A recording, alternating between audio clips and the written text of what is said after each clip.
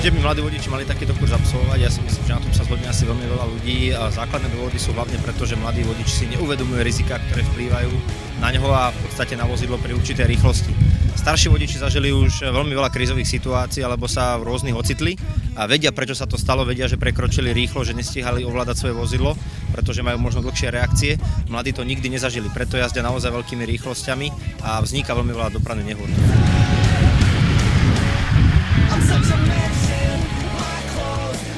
Máme aj pre účastníkov autoškôl vymyslené tzv. Kurzy prežitia, ktorými sme podporili aj kampaň Vyber si sám.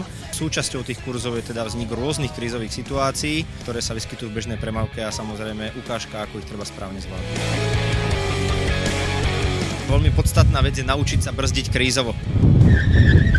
Je to jeden z základných cvikov, ktorý ľudí učíme, pretože 90% ľudí v krízovej situácii nevie zabrzdiť vozidlo na čo najkratšej dráhe a častokrát to rozhoduje o živote či už cyklistov alebo chodcov, ktorí behnú do dráhy.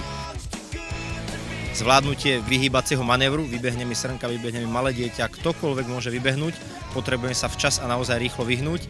A zvládnutie šmiku prednej alebo zadnej nápravy.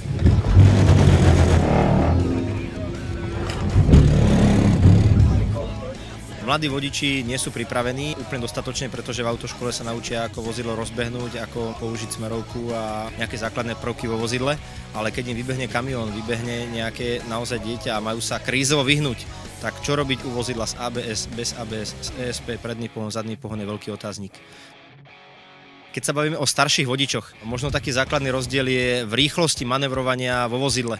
A keď nám na kurz prídu ľudia, ktorí majú mierne cez 50, okolo 60 rokov, tak sú po kurze častokrát až spotení, pretože tie veci, ktoré musia za volantom robiť, už sú trochu rýchlejšie, už sú pre nich náročnejšie. Častokrát to možno nevyužívajú, pretože starší vodič chodí vo vozidle radšej pomalšie, pretože vie, že už nemá také rýchle reakcie. Takže tí ľudia sa naozaj zapotia, ale naučia sa a vyskúšajú sami o seba, čo majú robiť. Skúsený vodič jazdí skôr tak, aby sa do krízovej situácie nedostal. Vie, čo si môže dovoliť. Ale keď sa do nej už niekedy dostane, a málo kedy majú tí vodiči možnosť si vyskúšať, čo treba v tom aute robiť.